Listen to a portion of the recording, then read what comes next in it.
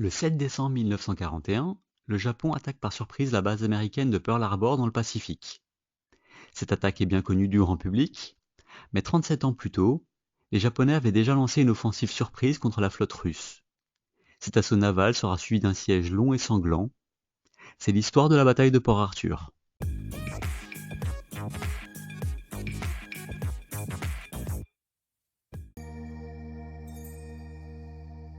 Dès le XVIIIe siècle, des navires russes s'approchent des côtes nippones et tentent d'établir des relations commerciales avec le Japon. Néanmoins, l'archipel japonais préfère rester replié sur lui-même et rejette les demandes des envoyés du tsar. Un siècle plus tard, la Russie est dirigée par Nicolas II et le Japon par Mutsuhito. Les deux empires ont de grandes ambitions territoriales et visent notamment deux cibles de choix en plein déclin, la Chine et la Corée, incapables de se défendre face aux pressions répétées des grandes puissances européennes. Ainsi, en 1894-95, un premier conflit oppose la Chine et le Japon. Sans surprise, l'armée japonaise l'emporte largement et s'empare de Formose et de la péninsule de Liaotong.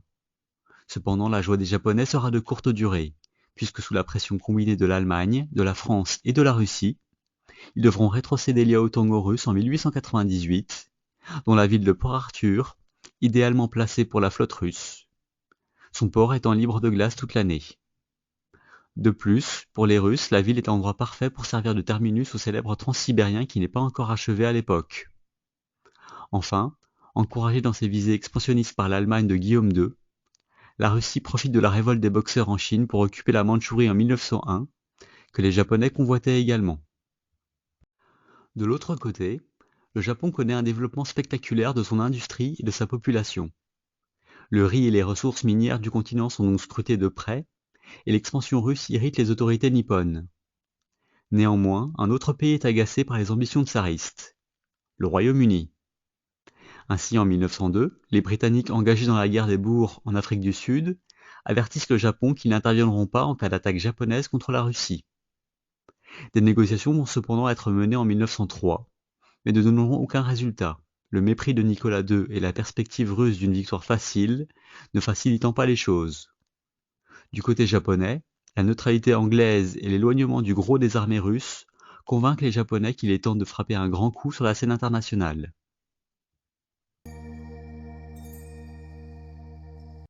Le 6 février 1904, 55 navires japonais quittent le port de Sasebo en direction de Port Arthur. En chemin, la flotte se sépare en deux. Une partie des vaisseaux se dirige alors vers le port coréen de Chemulpo, situé à proximité de Séoul. Ainsi, le 8 février, la flotte japonaise attaque sans déclaration de guerre préalable la flotte russe.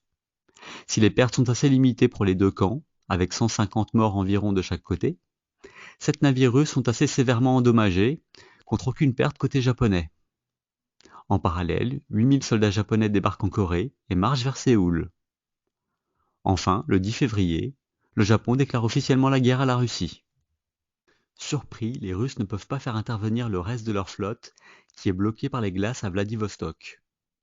La route est donc dégagée pour les Japonais, qui débarquent alors en Mandchourie, avant d'assiéger Port Arthur à partir de la fin du mois de mai. Avertis de l'arrivée des forces japonaises, les Russes ont préparé leur défense, mais ont perdu l'amiral Marakov, qui meurt lors du naufrage de son navire lors d'une tentative de sortie de la flotte russe. Toute tentative de forcer le blocus naval étant inutile, les navires sont désarmés de leur Alors que les Russes tentent péniblement d'envoyer des renforts grâce au transsibérien, les Japonais, commandés par le général Nogi Marusake, multiplient les attaques. Malheureusement pour eux, leur commandant surestime la capacité de son artillerie et sous-estime la détermination des Russes. À partir d'août 1904, de nombreuses offensives sont lancées et se révèlent particulièrement meurtrières pour les troupes japonaises, qui au début de l'automne ont déjà perdu 40 000 hommes. Comprenant que ces assauts sont inutiles, les Japonais s'installent alors pour un siège de longue durée en créant un réseau de tranchées autour de la ville. L'organisation et la logistique japonaise fait alors l'admiration des observateurs étrangers et permet aux Japonais d'être bien installés et ravitaillés grâce à l'installation de bains chauds, de téléphones et d'un train de munitions. Néanmoins, le temps joue contre l'armée nippone qui craint l'arrivée de renforts russes. Ainsi, fin septembre, les Japonais reçoivent de nouveaux obusiers de 280 mm, surnommés les bébés d'Osaka. Les obus de 250 kg font alors des ravages, mais les assauts des soldats restent sans effet et particulièrement meurtriers. Il faut attendre le mois de novembre pour que le général Noguy trouve un défaut dans la défense russe, la colline 203 située au sud de la ville, qui n'a pas été fortifiée par les Russes. Enfin, le 29 novembre, après des combats dantesques où ils perdent encore plusieurs milliers de soldats, les Japonais s'emparent du sommet. Ils peuvent alors observer les navires russes stationnés dans le port et en profitent pour les bombarder. Le coup est dur pour les Russes qui décident finalement de capituler le 5 janvier 1905. L'impact de cette victoire est énorme à plus d'un titre. Pour les mouvements indépendantistes anticoloniaux, la victoire japonaise est un signe d'espoir. Les Européens ne sont pas invincibles. D'un point de vue humain, la bataille est une hécatombe, notamment pour les Japonais, qui perdent 60 000 soldats sur un total de 100 000 hommes, contre 30 000 tués chez les Russes. Militairement, au-delà de la surprise créée par la victoire japonaise, c'est la première fois dans l'histoire que l'explosif est la première cause de mortalité dans une bataille. La mitrailleuse a également prouvé son efficacité contre les assauts en masse. En mars 1905, les Russes sont de nouveau vaincus à Mukden, mais la bataille décisive se tient en mer, dans le détroit de Tsushima, où une flotte de secours venue de la Baltique est anéantie par la flotte japonaise. Encore une fois, c'est un choc pour le monde entier, car c'est la première fois qu'une flotte européenne est vaincue par une flotte non européenne. Pour le tsar, c'est une humiliation de plus qui pousse l'Empire russe à accepter des négociations de paix, qui se concluront par le traité de Portsmouth, signé aux États-Unis le 5 septembre 1905, sous la médiation du président américain, Theodore Roosevelt. Si les Russes se sont humiliés par les défaites qui portent un coup dur à la crédibilité du régime tsariste, les négociations ne se passent pas comme prévu pour les Japonais, puisque finalement, les frontières bougent relativement peu. Les seuls gains territoriaux concernent la Corée, qui sera définitivement annexée en 1910, et le nord de la Chine. Mais les Japonais perdent le contrôle des îles Sakhalines. L'opinion publique japonaise réagira d'ailleurs assez mal à l'annonce du traité, et l'émissaire présent à Portsmouth avouera son scepticisme en déclarant « Je ne sais pas vraiment qui a gagné ou perdu ». Au-delà de la surprise liée à la victoire japonaise, ce conflit aura de grandes conséquences en Asie, mais aussi plus généralement dans le monde. Les principaux enseignements ou conséquences sont les suivants. La défaite entraîne d'importants troubles révolutionnaires en Russie, qui connaît alors une première révolution en 1905. De manière plus générale, la guerre a considérablement affaibli les finances et l'économie des deux pays. Ainsi, le Japon connaîtra une récession de 10 ans dans la foulée du conflit. Politiquement, la victoire japonaise est un signe d'espoir pour les peuples colonisés, mais inquiète les pays européens et les États-Unis, qui tenteront d'intimider le Japon en envoyant une flotte de guerre dans les ports japonais en 1908.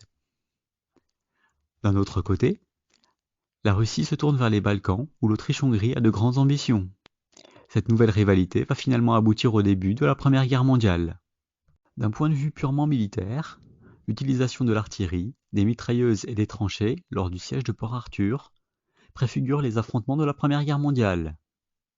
Toujours concernant la Grande Guerre, les faiblesses de l'armée russe ne passent pas inaperçues en Allemagne et génèrent un trop-plein de confiance de la part des Allemands. Politiquement, le tsar continuera de supporter les conséquences de cette défaite, ce qui aboutira aux révolutions de 1917 et à son assassinat dans la foulée.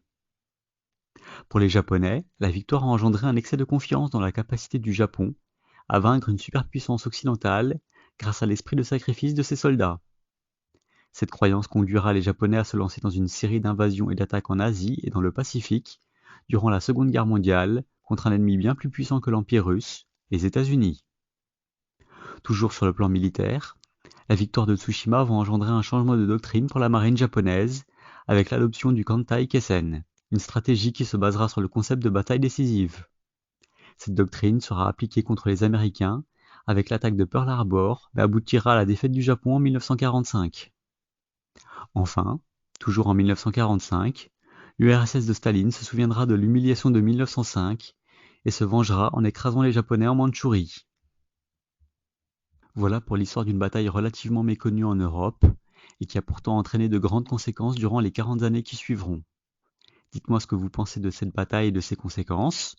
Si vous avez aimé la vidéo, n'hésitez pas à liker et à vous abonner à la chaîne et en attendant la prochaine, je vous dis à bientôt.